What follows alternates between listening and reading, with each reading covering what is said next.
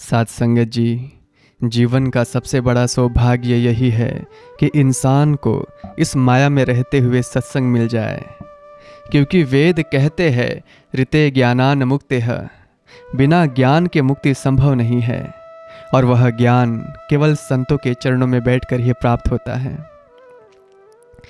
साथ संगत थोड़ा ध्यान दीजिएगा। इस संसार में विचरण करते हुए एक गृहस्थ का जीवन जीते हुए हमारे मन में अक्सर कई तरह के सवाल उठते हैं।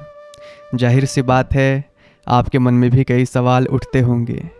उनमें से एक महत्वपूर्ण सवाल यह है कि हम इंसान हैं और दिन प्रतिदिन के कार्यों में, नौकरी में, व्यापार में और जाने अनजाने हमसे कई भूलें हो जाती है ना? कुछ अपराध या फिर पाप हो जाते हैं। सबसे बड़ा सवाल जो एक भक्त के मन को सताता है वह यह है कि इस दुनिया में रहते हुए इन भूलों के बोझ से, इन कर्मों के बंधनों से हम कैसे मुक्त हो। संत महापुरुषों ने इसका बड़ा ही सुंदर प्रमाण हमारे सामने रखा है। साथ संगत जी, वे समझाते हैं कि जो पाप या फिर भूल हमसे अनजाने में हो जाती है, प्रकृति बड़ी दयालु है, वह उन्हें स्वप्न के माध्यम से ही भुगता देती है। आपने अक्सर महसूस किया होगा कि आप कभी कोई बहुत भयानक स्वप्न देखकर अचानक घबरा कर उठते हैं, पसीने से तरबदर हो जाते हैं, दिल जोरों से धड़क रहा होता है। वह क्या है साथ संगत? वह हमारे सूक्ष्म शरीर और मन को मिलने वाला दंड होता है, जिससे हमारे अनजाने में किए गए दोष उसी पल नष्ट हो जाते हैं। लेकिन साथ संगत जी, जो सबसे बड़ा सवाल हमारे मन को मथता है वह यह है कि जो कर्म, जो भूले या फिर पाप हमने जागृत अवस्था में पूरे होश आवाज़ में अपने स्वार्थ या फिर लालच के लिए किए हैं, उनका क्या? क्या केवल हाथ जोड़ लेने से या फिर सत्संग में आकर बैठ जाने से वे पाप हवा में गायब हो जाते हैं? नहीं साथ संगत जी, साथ संगत हमारा कर्म सिद्धांत कहता है अवश्यमेव भोक्तव्यम कृतम कर्म शुभाशुभम। इंसान को अपने जागरूक अवस्था में किए गए अच्छे और बुरे कर्म भुगतने पड़ते हैं। तो फिर हम इनसे मुक्त कैसे हो? इसका सही उत्तर श्रीमद् भगवद गीता में दिया है। साथ संगत जी, ईश्वर कहते हैं यथा यधान समिद्धोह अग्निर भस्मसात् कुरुते अर्जुनः ज्ञानाग्निः सर्वकर्माणि भस्मसात् कुरुते तथा। हे अर्जुन, जैसे प्रज्वलित अग्नि लकड़ियों को भस्म कर देती है, वैसे ही ज्ञान रूपी अग्नि संपूर्ण कर्मों को भस्म कर देती है। यहाँ ध्यान देने वाली बात है साथ संगत जी, ईश्वर ने यह नहीं कहा कि पानी कर्मों को धो देगा, बल्कि कहा कि ज्ञान अग्नि, ज्ञान की आग, यह कैसे काम करती है साथ संगत? जब आप इस निरंकार का ब्रह्म ज्ञान प्राप्त करते हैं तो आपके भीतर का कर्ता भाव कि यह मैं कर रहा हूँ जलकर भस्म हो जाता है। पाप शरीर नहीं करता, पाप अहंकार करता है। जब गुरु की कृपा से आपको यह बोध हो जाता है कि मैं तो शरीर हूँ ही नहीं, मैं तो आत्मा हूँ और सब कुछ यह दातार कर रहा है, तो आपका वह अहंकार साथ संगत मर जाता है। जब मैं ही नहीं रहा तो पिछले कर्मों का हिसाब कौन भुगतेगा? इसका सबसे बड़ा उदाहरण साथ संगत महर्षि वाल्मीकि जी हैं। जब तक वे डाकू रत्नाकर थे, पाप कर रहे थे, लेकिन जैसे ही उन्हें राम नाम का बोध हुआ, ज्ञान की अग्नि प्रज्वलित हुई, उनका पुराना अहंकार साथ संगत मर गया, पुराना खाता वही नष्ट हो गया और एक नया जन्म हुआ ब्रह्म ऋषि वाल्मीकि का। यही है जागृत अवस्था के पापों को भस्म करने का आध्यात्मिक विधान, अपने अहंकार को इस निरंकार में विलीन कर देना। लेकिन साथ संगत जी, यह कर्ता भाव मिटाना, इस निरंकार पर पूरा समर्पण करना इतना आसान बात नहीं है, क्योंकि बीच में खड़ा है साथ संगत हमारा मन। यह मन टिकता कहाँ है? गीता में अर्जुन ने भी हाथ खड़े कर दिए थे साथ संगत, चंचलम ही मनः कृष्ण प्रमादि बलवत दृढ़म। हे कृष्ण, यह मन बड़ा चंचल और बलवान है। तब भगवान ने क्या उत्तर दिया था साथ संगत? भगवान ने कहा अभ्यासेन तु कौन्तेय वैराग्येन च गृह्यते। हे कुंती पुत्र, अभ्यास और वैराग्य से इसे वश में किया जा सकता है। यह अभ्यास क्या है? उपनिषद कहते हैं ईशावास्यमिदं सर्वम। यह सब कुछ ईश्वर से आच्छादित है साथ संगत जी। जहाँ जहाँ यह मन भागे, जिस व्यक्ति या फिर वस्तु में जाए, गुरु के ज्ञान का अभ्यास करो और उसी वस्तु में इस निरंकार का दर्शन करना शुरू कर दो। मन अगर माया की तरफ भागे तो सोचो कि माया तो प्रकृतिम विद्यान मायिनम तुम्हें स्वरम। माया निरंकार से अलग नहीं, उसकी ही शक्ति है। मन अगर संसार के तरफ भागे तो सोचो सर्वम खलविदम ब्रह्म, कि स्वयं निरंकार ही संसार बना हुआ है। मन अगर किसी इंसान से ईर्ष्या करे तो फिर याद करो कि गीता में भगवान कहते हैं सर्वम भूतस्यमात्मनम, मैं सब प्राणियों में हूँ। जब आप सामने वाले में भी निरंकार को देखेंगे साथ संगत, तो ईर्ष्या कैसे टिकेगी? मन हार कर दातार के चरणों में गिर पड़ेगा। और वैसे भी साथ संगत परमात्मा ही सभी दृश्य अदृश्य वस्तुओं के रूप में प्रकट हुए हैं। अहम सर्वस्य प्रभवो मत्तः सर्वम प्रवर्तते। लेकिन साथ संगत जी, इस मन के भटकने और हमारे जीवन में आने वाले दुखों का सबसे बड़ा कारण क्या है? महापुरुष समझाते हैं कि हमारे हर दुख का कारण है अज्ञान और आसक्ति। हम इस संसार को शाश्वत यानी कि हमेशा रहने वाला मान बैठे हैं। हमने उन रिश्तों से, उन शरीर से अपना पक्का संबंध जोड़ लिया है जिसका स्वभाव ही परिवर्तनशील है। पतंजलि योग सूत्र में महर्षि पतंजलि कहते हैं साथ संगत जी की अनित्या शुचि दुखानात्म तु नित्य शुचि सुखात्म ख्यातिर्विद्या। यानी अनित्य में नित्य का, अशुद्ध में शुद्ध का और दुख में सुख का ब्रह्म ही अविद्या है। जो नासवान है उसमें हमने साथ संगत सुख ढूंढ लिया। एक छोटी सी चीज टूट जाती है तो हम ऐसे रोते हैं जैसे कि हमारा वजूद मिट गया हो। एक गांव में एक किसान की भैंस मर गई। वह पूरा परिवार ऐसे छाती पीट पीट कर रो रहा था जैसे कि जीवन ही खत्म हो गया हो। वह रोना उस भैंस के लिए कम था साथ संगत, उस भैंस से जुड़े उसकी सुख की वासना से ज्यादा था। इस संसार की असलियत क्या है? रामचरितमानस में भगवान शिव माता पार्वती से कहते हैं, उमा कहूँ मैं अनुभव अपना, सतहरि भजन जगत सब सपना। यानी कि हे पार्वती, मेरा अनुभव यही है कि केवल ईश्वर का नाम सत्य है, यह जगत एक स्वप्न मात्र है। यह बिल्कुल वैसा ही है साथ संगत जी, जैसे आप सो रहे हो और सपने में कोई शेर आपके पीछे पड़ जाए। आप सपने में भाग रहे हैं, पसीने से भीग रहे हैं, चिल्ला रहे हैं। क्या सपने में कोई आपको बचा सकता है भला? नहीं। बाहर से कोई आपको हिलाकर जगा दे तो आँख खुलते ही ना शेर रहेगा ना डर रहेगा। इसी प्रकार इस संसार के दुखों का बाहर कोई इलाज नहीं है। जब तक सद्गुरु आपको ज्ञान की रोशनी में जगाएगा नहीं, दुखों का यह स्वप्न टूटेगा नहीं। और यही तो कुरुक्षेत्र के मैदान में हुआ था। अर्जुन कोई साधारण योद्धा नहीं था, लेकिन सामने अपने परिजनों को देखकर वह मोह में डूब गया। उसे लगा कि मैं मार रहा हूं और यह मर रहे हैं। अज्ञान के कारण अर्जुन डिप्रेशन में चला गया। तब भगवान श्री कृष्ण ने उसे ब्रह्म ज्ञान देकर नयनम छिदन्ति शस्त्राणि नयनम दहति पावकः। भगवान ने अर्जुन को शरीर के तल से उठाकर आत्मा के तल पर खड़ा कर दिया। जैसे ही अर्जुन को यह बोध हुआ कि मैं तो अविनाशी हूँ और यह सब भी अविनाशी आत्माएं हैं, निरंकार का ही अंश है, उसका सारा दुख एक पल में नष्ट हो गया। यही दहाड़ हमें मारनी है साथ संगत। हम सब उस अविनाशी परमात्मा के अंश है। ईश्वर अंश जीव अविनाशी, लेकिन माया के प्रभाव में आकर हम शेरों के बच्चे होकर भी भेड़ों की तरह मैं कर रहे हैं। अगर एक बार हमें अपने सत्य स्वरूप का बोध हो जाए तो संसार की कोई भी परिस्थिति हमें रुला नहीं सकती। अब आप कहेंगे तो क्या हम गृहस्थ छोड़ दें, बच्चों से प्यार ना करें?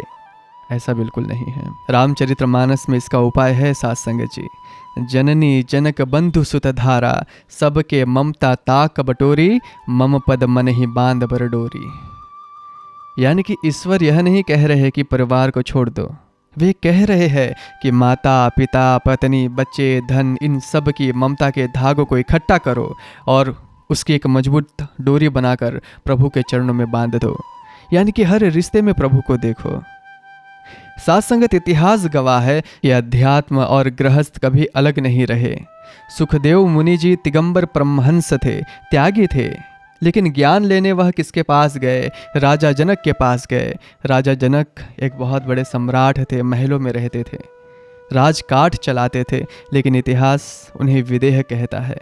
क्यों? क्योंकि वह कमल के फूल की तरह थे, पानी में रहते हुए भी पानी से अछूते। सच्ची भक्ति कपड़े बदलने या फिर घर छोड़ने का नाम नहीं है। संत कबीर दास जी ने ऐसे ही भटके हुए मन और दिखावे की भक्ति पर कहा था, माला तो कर में फिरे, जीभ फिरे मुख माही, मनवा तो चहु दिशा फिरे, यह तो सिमरन नाही। हाथ में माला है लेकिन मन संसार में भाग रहा हो तो वह सिमरन नहीं है। राजा जनक की तरह संसार के सारे काम करते हुए भीतर ही भीतर एक तार इस निरंकार से जुड़ा रहे। हाथ कारवल ते दिल यारवल, अर्थात हाथ काम में होना चाहिए साथ संगत जी और दिल इस निरंकार में। यही वास्तविक योग है।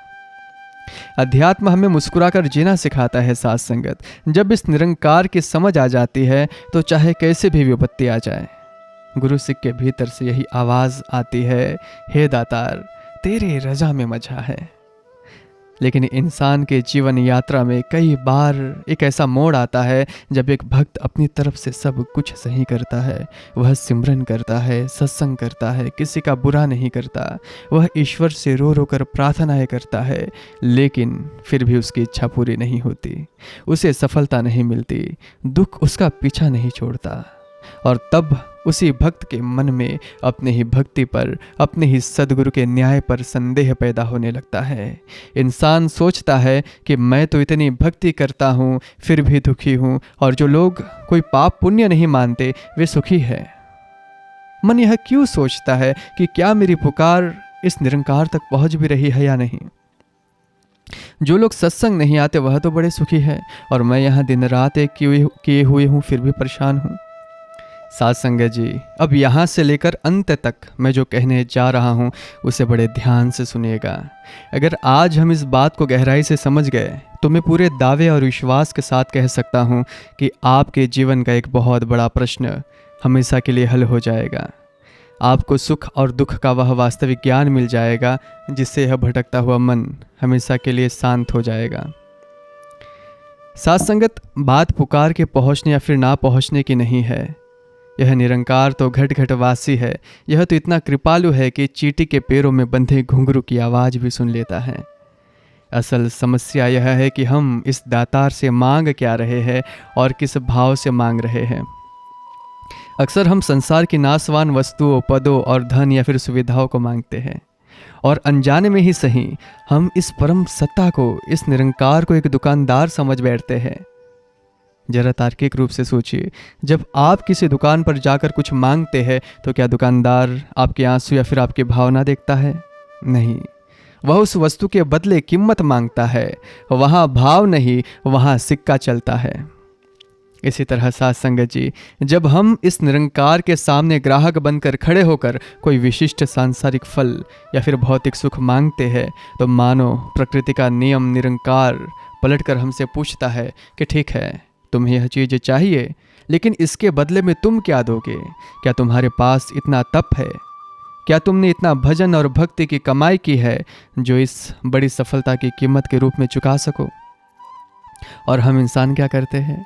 हम थोड़ी सी भक्ति करते हैं, 4 दिन सत्संग में आते हैं और फिर मन ही मन हिसाब लगाने लगते हैं कि मैंने इतनी भक्ति की फिर भी मुझे वह चीज़ नहीं मिली, तो क्या मतलब ऐसी भक्ति का? सेवा करने से पहले ही हम हिसाब लगा लेंगे कि इसका फल मुझे आगे चलकर मिलेगा। साथ संगत, जरा गहराई से विचार कीजिए। जब हमने इस दातार के साथ अपना रिश्ता ही दुकानदार और ग्राहक वाला रख लिया, जब हमारा जुड़ाव केवल लेन देन, ट्रांजैक्शन का रह गया, तो फिर वहाँ बात कैसे बनेगी? वहाँ प्रभु की असीम कृपा कैसे काम करेगी? जब आप ग्राहक बनकर जाते हैं तो फिर निरंकार भी दुकानदार बनकर आपको आपके कर्मों के तराजू पर तोलता है। और कर्मों का वह अटल नियम क्या है साथ संगत? रामचरितमानस में गोस्वामी तुलसीदास जी ने उसे बहुत स्पष्ट कर दिया है। कर्म प्रधान विश्व रचि राखा, जो जस करहि तो तस फल चाखा। अर्थात यह संसार कर्म प्रधान है। यहाँ जो जैसा करेगा उसे वैसा फल चखना पड़ेगा। इसलिए सांसारिक सफलता केवल हमारी मांग पर नहीं बल्कि हमारे प्रारब्ध यानी कि पिछले जन्मों के कर्मों के अधीन भी होती है। कर्मों का यह विधान कितना सूक्ष्म और तार्किक है साथ संगत, इसे महाभारत के एक बहुत ही सुंदर प्रसंग से समझते हैं। साथ संगत, बड़े ध्यान से सुनना, इस प्रसंग में ही आपका उत्तर छिपा है। उस समय कुरुक्षेत्र का युद्ध समाप्त हो चुका था। धृतराष्ट्र के 100 पुत्र मारे गए थे। एक दिन धृतराष्ट्र ने दुखी होकर भगवान श्री कृष्ण से पूछा, हे कृष्ण, मैंने इस जन्म में तो ऐसा कोई पाप नहीं किया था कि मेरे 100 जवान बेटे मेरी आंखों के सामने मारे जाए, फिर मुझे यह भयानक दुख क्यों मिला? तब श्री कृष्ण ने उसे दिव्य दृष्टि दी और कहा, राजन, पीछे मुड़कर देखो। धृतराष्ट्र ने देखा कि 50 जन्म पहले वह एक क्रूर शिकारी था। एक दिन उसने पेड़ पर जाल फेंका जिसमें आग लगी थी। उस आग से एक चिड़िया अंधी हो गई और उसके 100 बच्चे जलकर भस्म हो गए।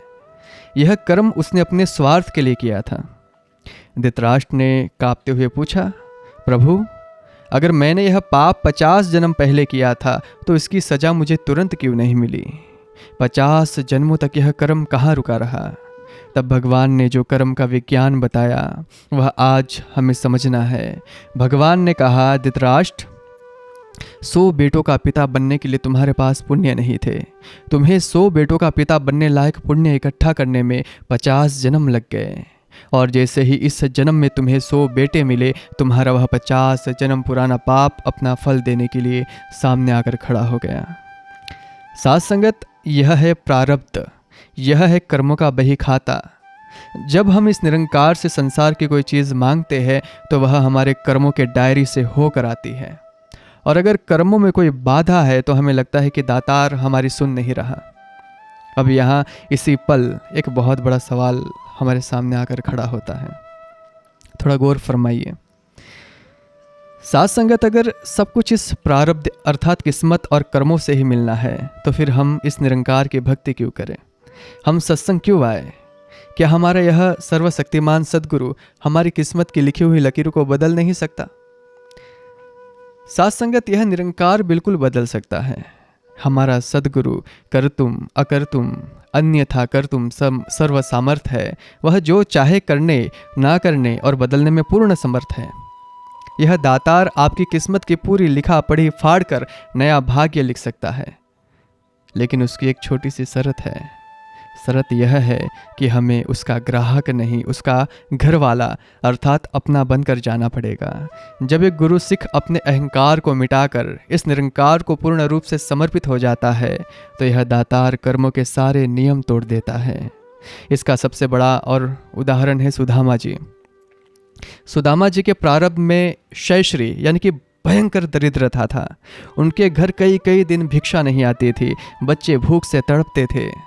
लेकिन सुदामा जी का मन इस निरंकार के भाड़े में अर्थात रजा में इतना राजी था साथ संगत कि उनके होठों पर कभी शिकायत नहीं आई। संतोष, सच कहूँ तो जब मैं इनके जीवन को समझने की कोशिश कर रहा था तो मुझे इनसे बहुत ईर्ष्या हो रही थी कि हमारा जीवन ऐसा क्यों नहीं है। उनके होठों पर एक शिकायत भी नहीं है, केवल समर्पण है। फिर जब पत्नी के बहुत आग्रह करने पर वह द्वारका गए तो साथ संगत जी, सुदामा की अवस्था देखिए। शरीर की हड्डियां दिख रही थी, कपड़े तार तार थे, लेकिन वहां जाकर भी उस महापुरुष ने अपने मुख से कुछ नहीं मांगा। वे अपने फटे हुए चीथड़ों में थोड़े से सूखे चावल छिपाए बैठे थे कि इतने बड़े त्रिलोकीनाथ को मैं यह तुच्छ चावल कैसे दूं। लेकिन भगवान तो भाव के भूखे हैं। पत्रम पुष्पम फलम तोयम यो मेव भक्त्या प्रवश्यति। जो भक्त मुझे प्रेम से पत्ता, फूल, फल या फिर जल कुछ भी अर्पण करता है, मैं उसे स्वीकार कर लेता हूँ। श्री कृष्ण जी ने स्वयं आगे बढ़कर वह सूखे चावल छीने और उन्हें बड़े स्वाद से खा लिया। कथा कहती है कि जब सुदामा विदा हो रहे थे तो विधाता ब्रह्मा जी ने श्री कृष्ण से कहा, प्रभु, आपने ही तो इसके भाग्य में कई जन्मों तक भयंकर दरिद्रता लिखी थी और आप ही इसे नष्ट कर रहे हैं। आप अपने ही बनाए नियम क्यों तोड़ रहे हैं? तब प्रभु ने मुस्कुराते हुए कहा, ब्रह्मा, इसने बिना कुछ मांगे केवल प्रेमवश मुझे वह चावल खिलाकर मेरे रोम रोम को तृप्त कर दिया है। यह मेरा दास है, इसलिए इसके भाग्य की वह पुरानी किताब फाड़ दो और इसके भाग्य में कुबेर का खजाना यानी कि यक्ष श्री लिख दो। देखा साथ संगत जी, जब तक हम संसार मांगते हैं ईश्वर हमें हमारे कर्मों के तराजू पर तौलता है, लेकिन जिस दिन हम केवल निरंकार को मांग लेते हैं वह तराजू ही उठाकर फेंक देता है। संत निरंकारी मिशन हमें यही तो सिखाता है। सदगुरु माता जी हमें बार बार यही समझाते हैं कि मांगना है तो दातार को मांगो, उसकी दी हुई दात यानी कि वस्तुओं को नहीं। संत कबीरदास जी ने एक गुरु सिख की अवस्था को इन सुंदर शब्दों में पिरोया है। मेरा मुझ में कुछ नहीं, जो कुछ है सो तेरा, तेरा तुझको सौंप दे क्या लागे है मेरा। साथ संगत, अगर कभी जीवन में ऐसा लगे कि हमारी कोई सांसारिक प्रार्थना पूरी नहीं हो रही है तो उदास मत होना, अपने सदगुरु पर शक मत करना, बल्कि यह सोचना कि शायद मैंने जो मांगा था वह मेरे लिए जहर था और मेरे इस निरंकार ने एक पिता की तरह मेरा हाथ पकड़कर मुझे उस जहर को पीने से बचा लिया। हमें निरंकार से केवल एक ही प्रार्थना करनी चाहिए, हे दातार आप सर्वज्ञ है, मैं तो अपने कल के बारे में भी नहीं जानता। अगर मेरी मांगी हुई चीज़ मुझे आपसे दूर ले जाए, मेरे भीतर अहंकार पैदा कर दे, तो हे प्रभु मेरी उस विनती को ठुकरा देना, मुझे केवल वही देना जिससे मेरा मंगल हो और मेरा यह मन हर पल आपके सिमरन में, आपके चरणों में लगा रहे। साध संगत जी, दुनिया की सारी दौलत मिलकर भी आपको वह सुकून नहीं दे सकती जो इस निरंकार के भाड़े में रहकर मुस्कुराने में है। जिसके पास यह ब्रह्म ज्ञान है वह फटे कपड़ों में भी सहनसा है, और जिसके पास यह ज्ञान नहीं वह महलों में रहकर भी कंगाल है, कंगाल। इसलिए हर हाल में मुस्कुराते रहिए और कमल के फूल की तरह संसार में रहिए, पर इससे अछूते रहिए।